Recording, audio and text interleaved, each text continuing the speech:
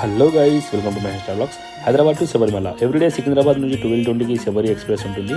Sleeper class ticket వచ్చేసి 605. Next day మేము చెంగనూరులో దిగి అక్కడి నుంచి పంబాకి బస్సెస్ ఉంటాయి. 3 hours జర్నీ. టికెట్ ప్రైస్ వచ్చేసి 140. పంబా చేరుకొని పంబాలో ఫ్రెష్ అయ్యి పంబా నదిలో స్నానం చేసుకొని మా లగేజ్ క్లాక్ రూమ్లో పెట్టేసి దర్శనానికి స్టార్ట్ అయ్యాం. స్వాములు అధిక సంఖ్యలో వచ్చారు. మేము ముందుగా ఆన్లైన్లో బుక్ చేసుకున్న ఆన్లైన్ టికెట్స్ కాపీ ఇక్కడ స్కాన్ చేసి దర్శనానికి స్టార్ట్ అయ్యాం. చిన్నపదం 4 km ట్రెక్కింగ్ అయితే ఉంటుంది. నడవలేని వాళ్ళ కోసం డోలీ సేవలు కూడా ఇక్కడ అవైలబుల్లో ఉన్నాయి. కొండ ఎక్కేటప్పుడు దారి పొడవున ఫ్రూట్స్ అండ్ జ్యూస్ షాప్స్తో పాటు మెడికల్ క్యాంప్స్ కూడా అవైలబుల్లో ఉంటాయి. కొండ ఎక్కి టెంపుల్ దగ్గరికి రీచ్ అయ్యేసరికి నాకు 4 hours టైం పట్టింది. సివిల్ దర్శనానికి పెద్దగా పబ్లిక్ లేకపోవడం వల్ల నాకు జస్ట్ 20 minutes అయితే దర్శనం అయింది.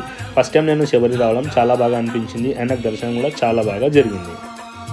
దర్శనం తర్వాత శబరిమల ఫేమస్ అరవణ ప్రసాదం తీసుకొని మళ్ళీ పంబాకి చేరుకొని నెక్స్ట్ డే హైదరాబాద్కి రిటర్న్ అయినా. ఇలా శబరిమల